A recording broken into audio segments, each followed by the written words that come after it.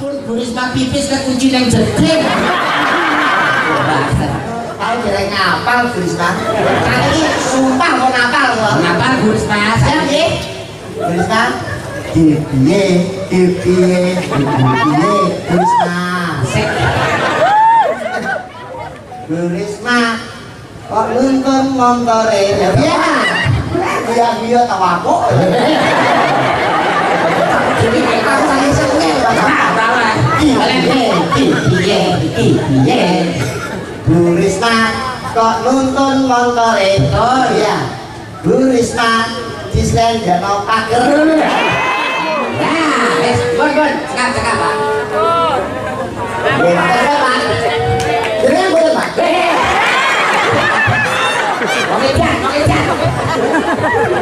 Kafe lumayan.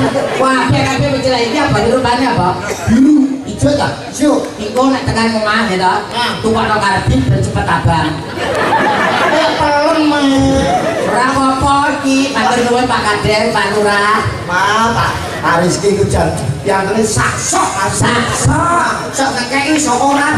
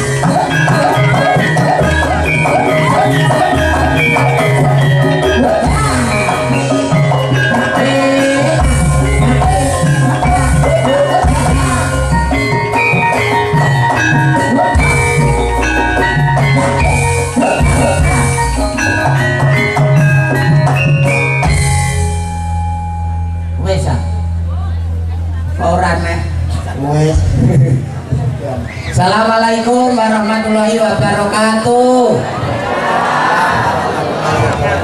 Alhamdulillah Mas Ebe luar biasa warga Ngadirenggo beniki tumplek-plek Kumpul dari siji dalam rangka HUT. Ngerti HUT ora? Ngerti Apa HUT? HUT itu apa? Kepanjangannya panjangan HUT ini hari ulang tahun.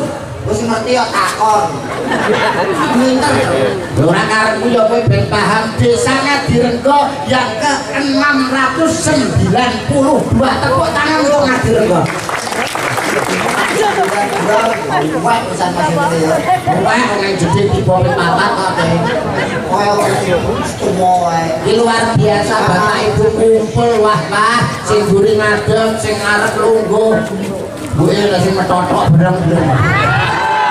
Lungguh lho. Mripat ki nang ngono ngene mari goro.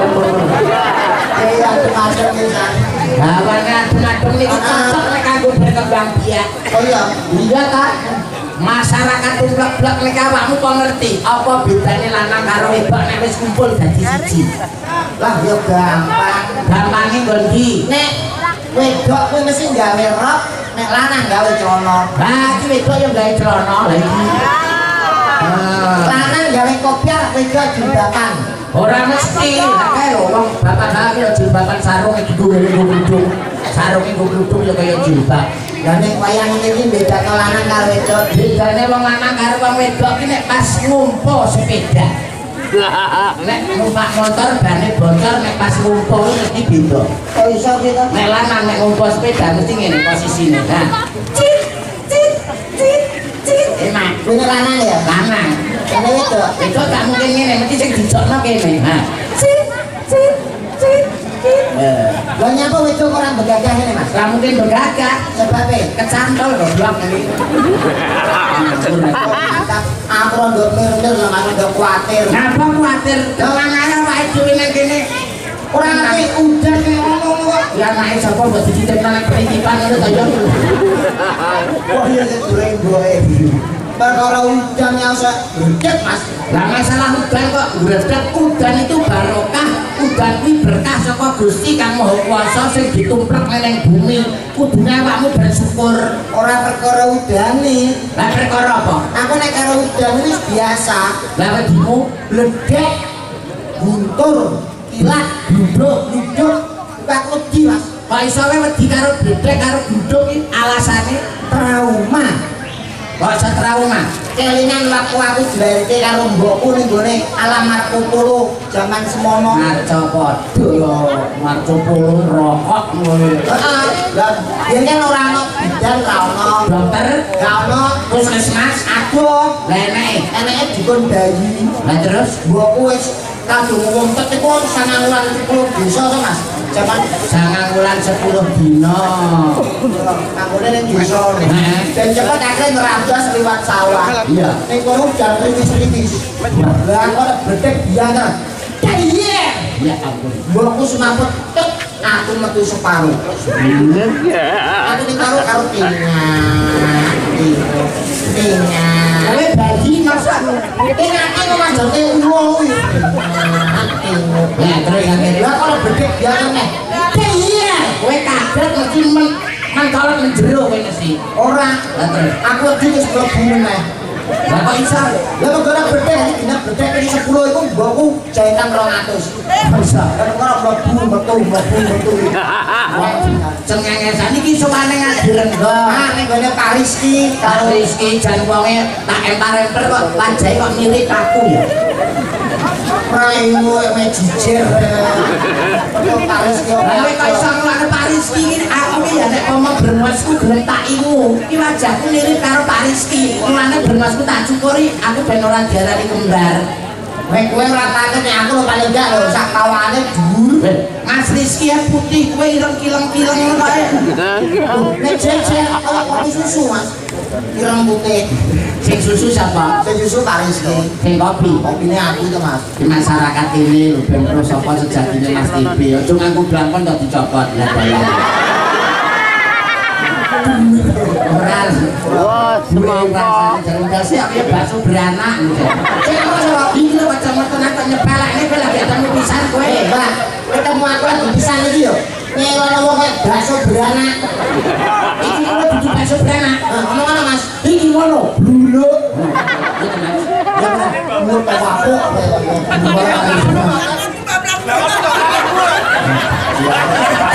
Coba coba. Kok koyo ngono kowe? Nyepelekne aku kowe ya. Lho. Saya kok nantang gelut karo kowe ta. Rupamu takir selontang. Maksudnya ya ngono kowe. Blangkon dibuai. Iki blangkon ora sembarang blangkon. Iki blangkon ra sembarang blangkon. Iki tukune ning segara kidul cek ngidul meh. Daerah endi Mas? Kae bener lho nek ben wedi. Sekolah kidul sing kidulne. Cengengesan kowe ngengesan. Kaya iso-iso MC dhewe. Kok pinter-pinter MC kowe. Paling kondang siarane apa? Kodangmu siarane apa? Siarno TV, Yo TV lokal. siarno radio. Radio bosok. Aku ki lho, Aku lho. siarno masjid. Jarok. Ora apa-apa piye mesti wong mati yo. Apa? Dek iki nek karo wong mati wedi. Marang tuane mati digal-bal-balan. Wedi. Aja kaya ngono kowe. Masa kaya ngono Mas? Pilih. Melilah. Curang kowe ku. Rupamu ireng. Iya, Ya iya. wong padha ngene kok ngelak. Aja kaya ngono Coba kono nasi pare dudu janganan. Iki nyambut gawe ra dolanan. Roti kemudian saiki yen tingine munggah ben. Demane ora kaya biyen. Tenonge dilungane, Ngomonge digenahne. jagung bakarane, Tanggung perkarane. bulet cangkokan, Leren lagi gendaan. yang kenal iku. Orang kenal karo awake Kowe dhewe. kenal karo dhewe iki potonganmu kaya gremo suponi kowe. Ayo ngerti aku lho cah STMI, Aku tak tawur terus. luar biasa ini. Pak Kepala Desa Pak Rizky, Pak Rizky. wonge sembodo, Tenan Mas. gagah, Gagah. ganteng. Tapi karo ibuke mau kok kelokne lho jare Bu Risma yang nyanyi karo gelap sak lemari digawe kabeh Mas. Bu Risma sapa? Garwane Pak Rizky. Masa kok Asine jeneng mantanku. Bu Risma Dian iki biyen mantanku. Mantan. Rupamu yang pertama 2B. Dia pacar Bu Risma iki lho model mbok ngocot kowe kuwi. Lho, biyen pancen aku ora koyo ngene Mas, aku biyen koyo Cina. Ngerti lho. Lah kok ireng Aku jogo selete kobong aku ya basa. Oh berarti dia ada hubungan. Ana hubungan karo Bu Risma. Lah kok gagal? Beda keyakinan Mas. Oh agamane beda. Ora. Lah beda keyakinan. Aku yakin gelem, Bu Risma yakin ra gelem. Ini jenenge kowe ditolak. Ayo apa kene sombong sithik lho. Bu Risma piyantune wah yen ora tak promomu. Ora sing ndi kyaine wirung pirsa koyo Bu Risma. Sopo? Bu Risma kyaine sing ndi? Bu Risma badhe tren apa sampe? Bu Risma kene gawe pentolan iki. Lah ya wirung pirsa kyaine koyo Bu Risma sing ndi? Bu Risma gawanipun Pak Kades Pak Rizky sopo terus ra iso Bu Risma piyantune mati kulit putih sopo terus ra kenal Bu Risma. Ora kok kubuke jembalmu. Saiki Bu Risma goblok. Pirsa karo piyaine Bu Risma bujan lenggahe wonten pundi Bu? Nuwun pangapunten. Waduh, ya ampun Bu Risma pipis kekunci nang jeding. Karo Bu Risma karo hayahe jalan Sapura. Jaluk ngapura kowe karo Bu Risma jaluk ngapura. Bu. Ya. Iku pecah kuwi. Bu Risma kowe ku medhot yacok karo Pak Rizky. Pak Rizky. Oke, ada buangan lah. Tapi ra cocok Pak karo Bu Risma. Bu Risma cocok Karo Aki. umpamane jaluk ngapura karo Bu Risma. Ngapunten.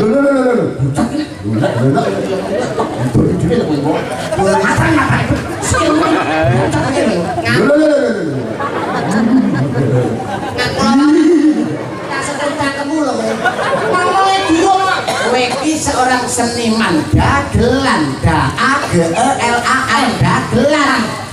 Jaluk ngapura Gusti nuwun pangapunten. Goblok ora ngono. Lah terus Gawe laku. aku apa? Iki piye Bu Risma kok nuntun montore disendekno pager bentuk Mas TP dikumpo montore. Ya tapi saire diganti kanggo Bu Risma Budian. Iki piye Bu Risma kok nuntun montore disendekno pager bentuk Mas TP dikumpo montore. Salah Bisa mesti disawer Mas. sawer ya. Risma ini lagu permintaan maaf kate mula. Piye Sek Bu Risma kok dituntun TB.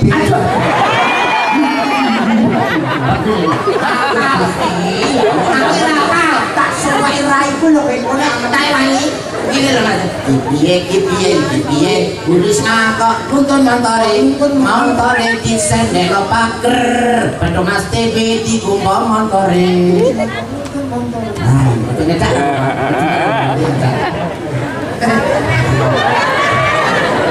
Kira Mas ya? Iya. Anu tahu dereng ngapal Bu Risma. Kali ini sumpah kok ngapal kok. Kenapa Bu Risma? Ya nggih. Bu Risma Piye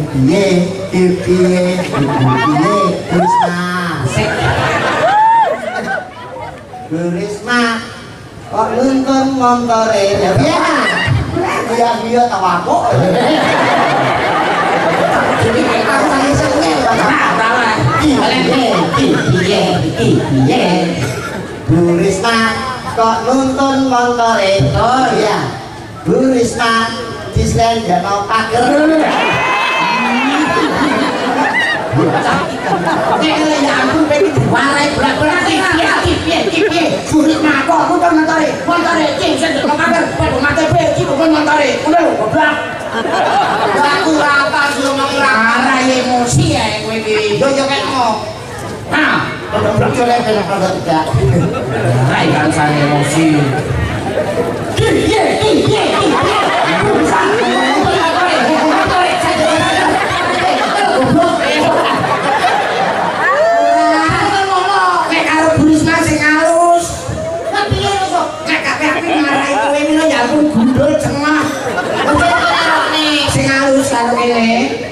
wis didoni kowe kok. Piye sekarang. Iki guyuan itu. Aku nambah marone kowe lagi. Bagi luar sempurna oleh Buris. Ah, nggo dadak. Silang nek kowe tulung pundake didoni. Ngidol ae. Ya. Piye.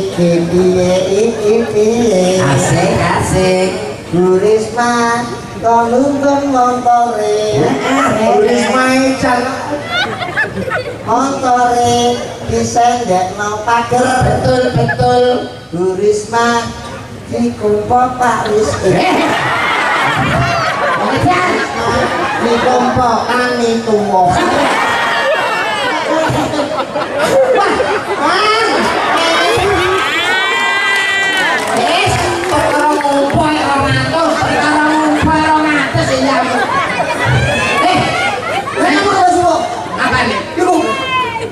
Dilumpukne kok nek disake dilumpuk. Apa to? Dilumpukne. Lho kok saiki? Jaluk neh.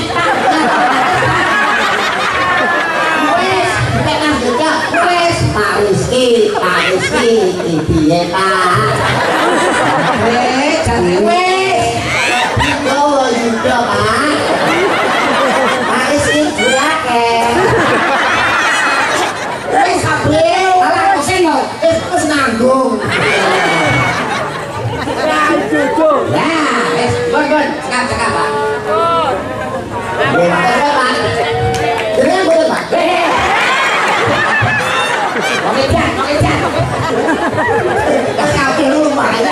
Wah, kabeh bicara iki apa rupane apa? Biru, ijo ta? Ijo. Iku nek tekan omah ya to. Tukokno karbit ben cepet abang. Pelem. Ora apa-apa iki, matur nuwun Pak Kades, Pak Lurah. Pak Rizky ku jan piantune saksok. Sok ngekeki sok ora.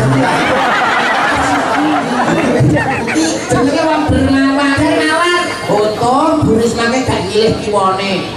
Pak Kuramil, Pak Tentara milih bojone ya dibedel ndasmu jan. Mosok Pak Kuramil nembak aku ya rugi. Pak Kuramil luwange diagah. Diagah kok beri mosok kaya pagre kabupaten. Sampeyan becik aku Pak Kuramil. Sebelah Pak Polsek polisi paling tuwek iki. Paling tuwek Kapolri. Dituwek Polsek. Oh iso. Seke wis pol dhewe wis 12. Oh, seke wis pol itu. Luar biasa sinergi antara Babinsa, Babin Kamtipmas dan juga warga masyarakat pemerintah desa Ngadirenggo. Mulane warga kene iki gendong rukun. Sing enom manut karo sing tuwa semono uga ngayomi karo sing enom. Walaupun panjenengane Bapak Rizky ini masih usianya muda, tapi beliau nanti tidak meninggalkan sopan santun, selalu menghormati yang lebih tua. Tepuk tangan untuk Pak Kades.